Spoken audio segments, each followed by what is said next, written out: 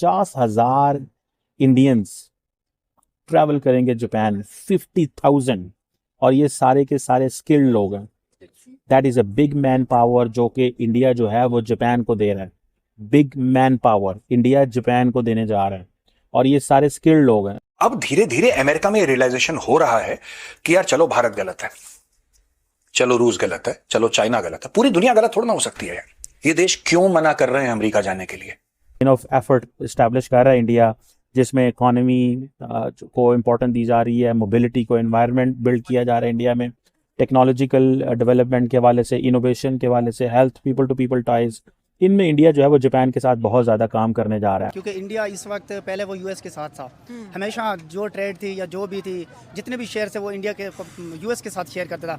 अब उसका ये एकदम मुल्क के लिए बेहतरीन है, अब उसको वहाँ से प्रॉफिट नहीं मिल रहा था यूएस से, तो इसलिए उसने अपनी डायरेक्शन को चेंज किया और जापान की तरफ गया। ट्रंप ने दो बातें बोली।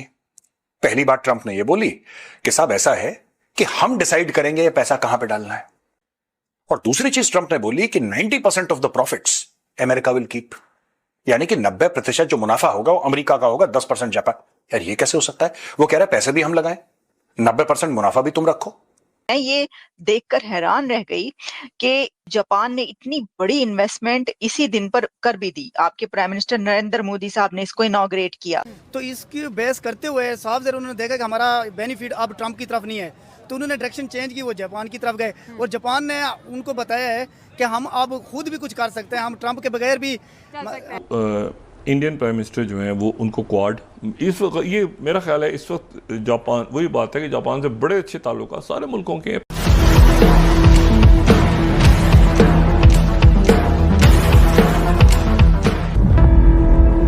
जैसे दुनिया के जो तरक्की याफ्ता मुल्क हैं, जो डेवलप्ड कंट्रीज हैं या जो डेवलपिंग है, जिनकी ट्रेड अच्छी है, मार्केट अच्छा, कहते हैं यार डॉलर से छुटकारा मिल जाए। ऐसा तो नहीं कि ट्रंप टैरिफ लगा के खुद ही सबको डॉलर से छुटकारा दे रहा है, कंट्रीज खुद ही लोकल करेंसीज में डील कर रही हैं और इस तरह के। अब ये जो ट्रंप इस वक्त, क्योंकि सारी हमारी इंटरनेशनल बिजनेस डॉलर से होती है, ठीक है, तो जैसे अब कुछ टाइम पहले हमारे चाइनीज के सदर ने भी कहा था कि अमेरिका के बगैर दुनिया चल सकती है, इसका मतलब है डॉलर के बगैर हम चल सकते हैं। अगर कोई और करेंसी, मतलब कि इंडियन करेंसी होगी या जापानीज करेंसी होगी, जरूरी नहीं बिजनेस के लिए हम डॉलर को फॉलो करें। ये दुनिया पे अगर कोई मुल्क अच्छा जा रहा है, एक दिन होगा, ये देखें जापान और चाइना ये डॉलर यूज नहीं करेंगे, एक दिन आएगा। हाँ, एक दिन आएगा, वो बहुत जल्द है, ज्यादा लेट नहीं है। फर्स्ट ऑफ ऑल सारे ये जानते हैं कि यूएसए अपने आप को समझते हैं एक सुपर पावर है। अच्छा, और एक समझता है, मतलब है नहीं है। अब उसकी पावर खत्म हो चुकी हुई है, बिकॉज इकोनॉमी पर दुनिया की जो है इकोनॉमी अब चेंज हो रही है, पावर शिफ्ट हो रही है। ठीक है, अब जो है चाइना, कुछ कहने की जरूरत नहीं है, हम सब जानते हैं कि चाइना पूरी दुनिया के ऊपर छाया हुआ है। जापान, जापानी मशीनरी, गाड़ी के इंजन वगैरह, जब जापानीज बाइक जो कि हर कोई चदाई है उनका, वो अगर जापान को देखा जाए, made in Japan, made in German cars सब बेस्ट है। अब इसके अंदर कहीं भी मेरी नज़र में आपने नाम सुना है जो मैंने लिया यूएसए का, कहीं आ रहा हो कोई ऐसी सिवाय हथियारों के कोई भी ऐसी चीज़ नहीं है जिसके अंदर यूएस आगे आना चाहे, ठीक है। अब जापान वगैरह ये सारी टेक्नोलॉजी के अंदर आगे आ रहे हैं। अब इनका क्या, ये अब उनके अंदर हथियारों के अंदर इन्वेस्ट करेंगे? नहीं, ये टेक्नोलॉजी में इन्वेस्ट करेंगे। जापान की तो आर्मी है ही नहीं, हालांकि यूएस खुद उनकी आर्मी उनकी है, लेकिन उनको ज़रूरत नहीं है, क्योंकि जितना अमन मुल्क वहाँ पे है वो जापान है, और उसके अलावा कोई भी नहीं है। और रही बात इंडिया की, इंडिया क्यों, अब देखे जरा, इंडिया को पाकिस्तान के साथ हो रहा है अमेरिका, ठीक है, इंडिया हो रहा है रशिया के साथ, रशिया खुद एक सुपर पावर है इस वक्त करंटली जो है। रशिया, आपका अमेरिका और चाइना, तीनों इस दौड़ के अंदर लगे हुए हैं कि नेक्स्ट सुपर पावर कौन होगा। और अगर मेरे पॉइंट ऑफ व्यू के मुताबिक देखा जाए, China is the next super power, और कर भी रहा है। और जो मैंने आपको बताया भी था कि अब तो ट्रेन्स, बुलेट ट्रेन्स इंडिया में आ रही हैं, और वो भी जापान से आ रही हैं। क्वाड के वाले से भी वहाँ पे बात हुई है, जो जॉइंट कम्युनिके इंडिया और जापान का है, और उसमें यह है कि इंडिया जापान ने वेलकम किया है जनाब कि जो क्वाड है वो एक लुकिंग फॉरवर्ड अप्रोच है हमारी। जो नेक्स्ट क्वाड लीडर समिट जो है वो इंडिया ने होस्ट करनी है, नेक्स्ट क्वाड समिट इंडिया ने होस्ट करनी है। मैं जरा ग्लासेस लगा लूँ बिकॉज धूप है। Next quad summit India host करने जा रहा है, और वो समझते हैं कि ये हमारी टर्न है, और तमाम क्वाड लीडर्स को, वो जापान हो, ऑस्ट्रेलिया हो, अमेरिका हो, उनको इंडिया आना है। बहरहाल अब सुनने में ये भी आया कि जी इंडिया ने अमेरिका, उनके जापानीज़ के कहने पे ये कहा है कि जनाब हम साउथ चाइना सी में जो डेवलपमेंट्स हैं उस पर बड़ा सीरियस कंसर्न है हमें। लेकिन सवाल ये पैदा होता है कि अगर ये सीरियस कंसर्न है तो नरेंद्र मोदी तो जापान जा रहे हैं, चाइना जा रहे हैं, वहाँ पे एससीओ की मुलाकात होनी है, तो वहाँ पे जो डेवलपमेंट होगी वो भी एक इम्पॉर्टेंट चीज़ है। लेकिन इससे पहले इंडिया जो है वो चाइना को भी अलर्ट कर रहा है कि आई स्टैंड विद जापान। लेकिन फ्रेंकली स्पीकिंग सवाल यही पैदा होता है कि टेक्निकली जब मुश्किल वक्त आना है तो ना इंडिया ने किसी के साथ खड़े होना है, ना किसी ने इंडिया के साथ खड़े होना है। ये हमने देख लिया है अभी, ठीक है जी, ये भारत और पाकिस्तान की जंग में देख लिया है हमने, ये चीज़ जो है वो है। और इंडिया जो है वो नॉर्थ कोरिया को कंडेम कर रहा है। इंडिया जापान जो है वो कहते हैं जी म्यांमार में जो हालात हैं उसके ऊपर हम बड़े परेशान हैं बेसिकली, क्योंकि ये म्यांमार इंडिया का मसला है तो इंडिया जापान की सपोर्ट ले रहा है। म्यांमार इंडिया का मसला है तो इंडिया उसकी सपोर्ट ले रहा है, ठीक है ना जनाब। तो इस चीज़ को थोड़ा सा आपको समझना होगा कि ये चीज़ जो है ना, ये फैक्टर मौजूद है। दोनों मुल्क एक दूसरे को सपोर्ट जो है वो करते हैं। और सुनने में यह आया कि नरेंद्र मोदी साहब समझते हैं कि अगर क्वाड मीटिंग इस दफ़ा होगी इंडिया के अंदर तो तब वो जो एक स्ट्रेंथ है इस रिलेशनशिप को मिलेगी, वरना इस रिलेशनशिप को जो स्ट्रेंथ है वो नहीं मिल पाएगी। और दूसरी इंपॉर्टेंट चीज़ ये भी है कि दोनों मुल्क जो हैं उन्होंने यूक्रेन कॉन्फ्लिक्ट के हवाले से भी बात की है। नरेंद्र मोदी को ये, क्योंकि इस वक्त अमेरिकन ने तो ये कहना शुरू कर दिया कि जो रशिया कर रहा है this is India's war. India के अंदर ये सिचुएशन समझ नहीं आ रही कि भाई इंडिया की वॉर कैसे हो गई है। और साथ ही में इंडिया ने जो है वो लश्कर तैयबा और जैश मोहम्मद और बाकी जो दहशतगर्द तंजीमें हैं उनको भी जिक्र कर दिया है। देखिए एक मैं आपको चीज़ बताऊँ, इंडिया ने, मैं आपको अक्सर पाकिस्तानियों को बताता हूँ क्योंकि ज़रा पाकिस्तानियों की थोड़ी हमारी मेमोरी थोड़ी शॉर्ट है और वो मेमोरी है कि हम भूल जाते हैं क्या हो रहा है। इंडिया जितने भी बायलैटरल रिलेशंस दुनिया में रखता है उसमें ये जो तंजीमें हैं इनका ज़रूर जिक्र करता है इंडिया।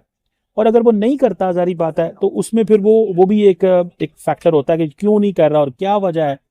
लेकिन अमूमन वो ये सारी तंजीमों का जिक्र करते हैं। तो बेस्ट थिंग है जिससे बात ही मत करो। एनीवे, जापान के टॉप ट्रेड नेगोशिएटर ने यूएस से जाने मना कर दिया। उन्होंने बोला कि अभी, और डिप्लोमेटिकली मना करा है कि नहीं अभी कुछ चीजें हैं धुंधली हैं, उसमें क्लैरिटी नहीं मिली है, क्लैरिटी मिलेगी तो हम यूएस जाएंगे। ये सब बातें हो रही हैं। और वहां पे उल्टा मोदी जी पहुंचे हुए टोक्यो, और टोक्यो में बैठे हुए मोदी जी बात कर रहे हैं पूरे ट्रेड का जो वहां पे एक इकोसिस्टम है जापान में, उससे बात कर रहे हैं। और ये कह रहे हैं कि आप भारत में आके इन्वेस्ट करिए। और सबसे बड़ी बात जो उन्होंने बोली है, देखिए ना, उल्टे हाथ का थप्पड़ होता है दोस्तों। एक तो सीधे हाथ का थप्पड़ होता है, एक उल्टे हाथ का होता है जिसमें आपको पता नहीं लगता कि ये बंदा, आपको बाद में पता लगता है कि आपकी बेइज्जती हो गई। उसको कहते हैं उल्टे हाथ का थप्पड़। इन्होंने बोला कि हमारी पॉलिसीज में स्टेबिलिटी है। अब इसमें तो कोई गलत बात नहीं है कि हमारी पॉलिसीज में स्टेबिलिटी है। कोई भी प्रधानमंत्री अपने देश के लिए तो यही बोलेंगे। मोदी जी ने तो ऐसा नहीं बोला कि अमेरिका गलत है, लेकिन एक अंडरलाइंग मैसेज दो लोग, और शायद मोदी जी का मतलब था भी नहीं, लेकिन लोग जो इसको एनालाइज कर रहे हैं वो ये एनालाइज कर रहे हैं कि यार इसका मतलब अमेरिका स्टेबल नहीं है। उदाहरण के लिए, जैसे मोदी जी जाते हैं लक्षद्वीप और लोगों से ये कहते हैं कि आप लक्षद्वीप आइए, बहुत सुंदर जगह है, अपने देश की इतनी सुंदर जगह है, कम लोगों ने देखा है, आप आइए लक्षद्वीप। ये कहते हैं मालदीव्स को मिर्ची क्यों लगती है? उन्होंने तो मालदीव्स का नाम ही नहीं लिया। कहीं बोला कि मालदीव्स मत जाओ, लक्षद्वीप नहीं बोला, ही नहीं बोला कि लक्षद्वीप बहुत सुंदर है। वहां पे लोगों को आग लग गई बैठे बैठे मालदीव्स में। उसी प्रकार से टोक्यो में जब मोदी जी ये कहते हैं कि यहां पे स्टेबिलिटी है, वन विंडो क्लियरेंस है, आप आइए, तो देखिए ना, दोनों खबरों को आप मिलाइए, दोनों खबरों को आप मिलाइए। ट्रेड नेगोशिएटर अकाजावा जो जाता है अमेरिका में इन्वेस्ट करवाने के लिए, जिसको जाना है, राइट, जिसको जाना है, पहले इनकी मीटिंग हो चुकी है, जिसको जाना है अमेरिका, वो इन्वेस्टमेंट नहीं करता है अमेरिका में। वो कहता है कि रुको, हम करेंगे लेकिन अभी रुको। और उसी वक्त उसके 24 घंटे के अंदर अंदर मोदी जी ये कहते हैं कि एक काम करो, इंडिया में इन्वेस्ट करो। अब लोग ये भी पढ़ रहे हैं इसको कि भारत स्टेबल है इसलिए जो तुम अमेरिका में पैसा इन्वेस्ट कर रहे हो तुम, और मोदी जी ने नहीं बोला, कहीं नहीं बोला कि तुम अमेरिका में मत करो, तुम भारत में। लेकिन लोग इसको ऐसे एनालाइज कर रहे हैं क्योंकि ट्रंप ने जो मामला है वो इतना खराब कर दिया है दोस्तों कि अब इसको रिपेयर करना धीरे धीरे मुश्किल हो रहा है वो। और बाकी ट्रेड एग्रीमेंट्स वगैरह होंगे, लेकिन क्वाड का चूंकि लफ्ज़ इन्होंने इस्तेमाल कर लिया तो इसलिए इस मौके पर, और फिर उसके बाद वो जाएंगे वहाँ से चाइना एससीओ समिट में, और 2 दिन वहाँ रह के उसके बाद अभी तक जो इतलात हैं वो और फाइनल हो गई हैं इतलात। ये फाइनल है और बात बड़ी अहम है। अब जो मैं बात कहने जा रहा हूँ वो ये है कि जो वो 31 और 1 तारीख को एससीओ समिट के इजलास में शरीक होंगे। 31 तारीख को ही उनकी प्रीमियर शी जिनपिंग से मुलाकात हुई। शी जिनपिंग की सबसे मुलाकात हो रही होगी, थोड़ी देर के लिए इनसे भी होगी। लेकिन फिर उसके बाद बहुत से एससीओ के रहनुमा जो हैं वो वापस चले जाएंगे अपने अपने मुल्कों में, और कुछ ऐसे रहनुमा हैं जो रुक जाएंगे और कुछ नए जो वहाँ चाइना पहुँच जाएंगे। और ये वो हैं जो कि 3 तारीख को होने वाली जो चाइना की विक्ट्री परेड है अगेंस्ट जापानीज़, उसमें वो जो इस साल सबसे बड़ी बयान हो रहा है कि चाइना में हो रही है, उसमें वो शरीक होंगे। प्रधानमंत्री नरेंद्र मोदी इस समय जापान के दौरे पर हैं। उन्होंने कहा है कि जापान यात्रा का मुख्य उद्देश्य भारत जापान की विशेष रणनीतिक और वैश्विक साझेदारी को नए आयाम देना है। प्रधानमंत्री नरेंद्र मोदी ने कहा है कि सेमीकंडक्टर और रेयर अर्थ मिनरल्स हमारे एजेंडे में सबसे ऊपर रहेंगे। हाई टेक्नोलॉजी के क्षेत्र में सहयोग हम दोनों की प्राथमिकता है। उन्होंने कहा है कि पिछले 11 वर्षों में दोनों देशों के रिश्ते मजबूत हुए हैं और अब ध्यान आर्थिक निवेश और नई प्रौद्योगिकी जैसे AI और सेमीकंडक्टर सहयोग पर होगा।